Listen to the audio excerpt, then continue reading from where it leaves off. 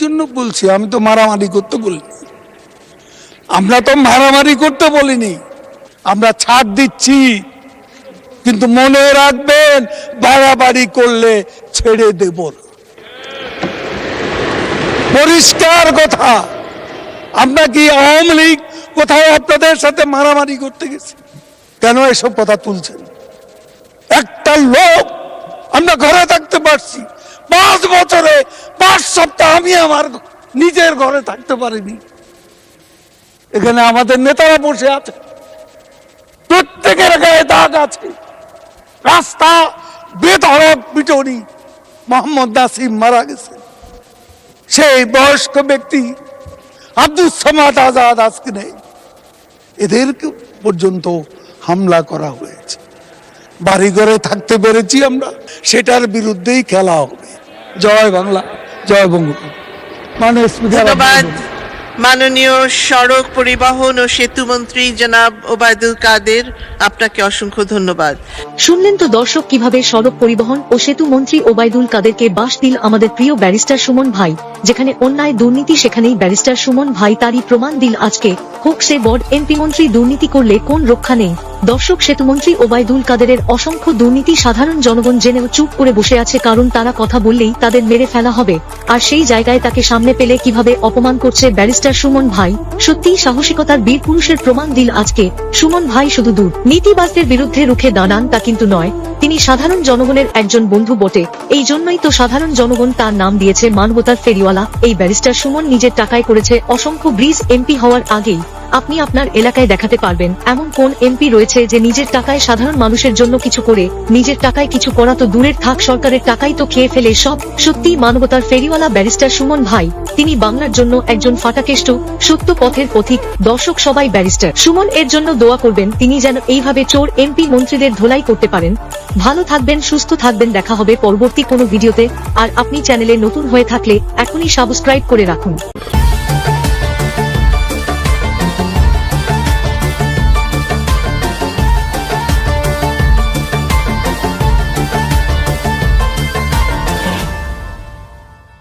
ওই নৌকার মধ্যে কিছু কাউয়া ঢুকছে, কাউয়া বিদায় করার লেগে এই গল্প খাইছে।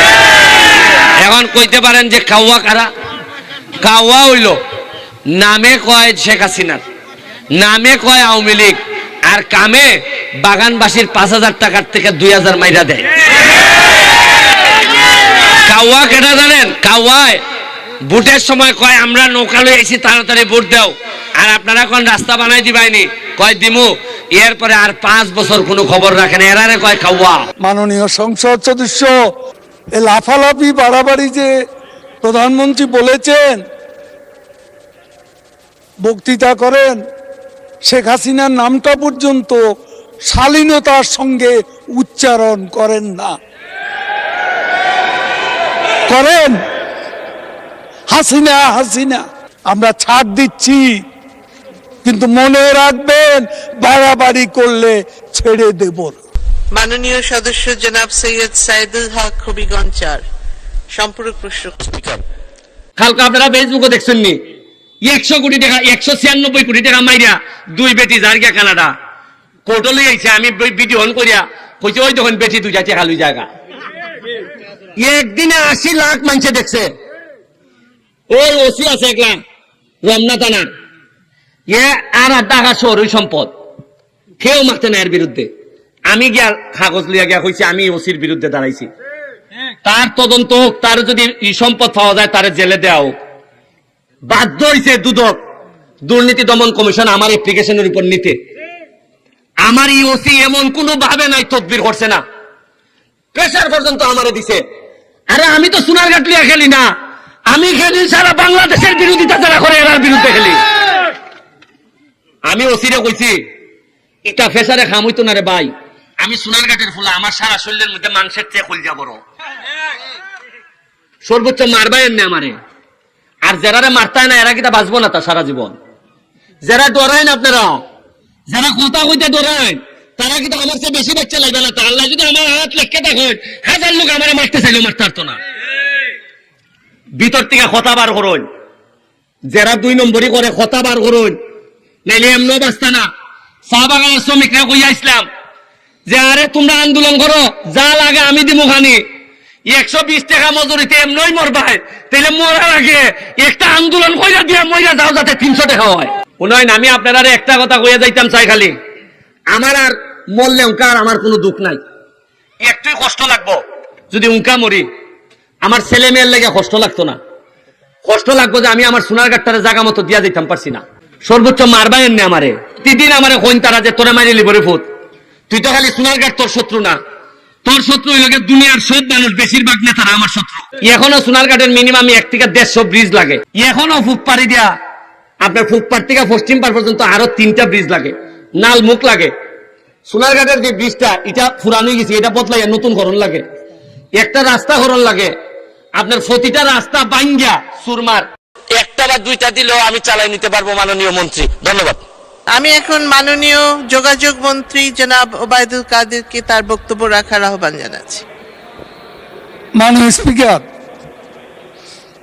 আমি মাননীয় স্পিকার, আপনিও বোধ ভুলক্রমে, আমি এখন যোগাযোগ মন্ত্রী নই, যেটা আমাদের বিরোধী সড়ক দলের পরিবহন। সদস্যরা। জি। আমি সড়ক ও সেতু মন্ত্রী, সড়ক পরিবহন দুঃখিত, ও জি। সেতু মন্ত্রী। হ্যাঁ, এটাই হলো শুদ্ধ। এখন দেখলাম তারা এটাও জানে না। আমাকে আপনি তো যোগাযোগ ছাড়া কথাই বলেন নাই সব সময়। এ লাফালাফি বাড়াবাড়ি যে প্রধানমন্ত্রী বলেছেন, বক্তৃতা করেন, শেখ হাসিনার নামটা পর্যন্ত শালীনতার সঙ্গে উচ্চারণ করেন না, করেন? হাসিনা হাসিনা নেতা আন্দোলনের নির্বাচনের খেলা হবে এমনি বলিনি।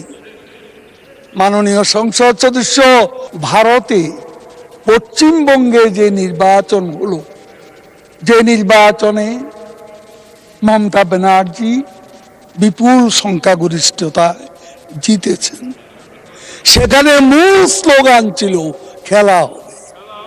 কি আমি ভুল বলেছি?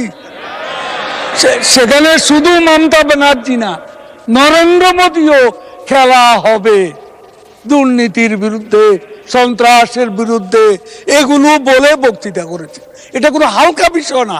রাজনীতিতে এই পলিটিক্যাল হিউমার আছে, তো পশ্চিমবঙ্গে তো কেউ বলেনি এ কথা। আর আমি কালকে 2 লাখ লোকের সামনে বক্তৃতা করছি, সারা মাঠ খেলা হবে বলেছে। তাহলে জনগণ তো এটাকে অপছন্দ করছে না, আপনি কেন করছেন? আপনার ভালো লাগে না, আপনি বলবেন না। আমি বলবো এটা একটা পলিটিক্যাল স্লোগান। পশ্চিমবঙ্গ ভারতে গণতান্ত্রিক দেশ, প্রাইম মিনিস্টার নরেন্দ্র মোদী এবং মমতা ব্যানার্জি মুখ্যমন্ত্রী, তারা এক্সচেঞ্জ করেছেন, এই শব্দটাই বেশি, এই স্লোগানটাই বেশি। তাতে কিনা গণতন্ত্র হালকা হয়ে গেছে? জনগণ কি সেটা মনে করে? জিজ্ঞেস করুন। জনগণ তো সমস্যারে পাল্টা সঙ্গে সঙ্গে স্লোগান দিচ্ছে, উচ্চারণ করছে। তা আমি তো জনগণের ভাষাটা, যেহেতু জনগণ পছন্দ করছে,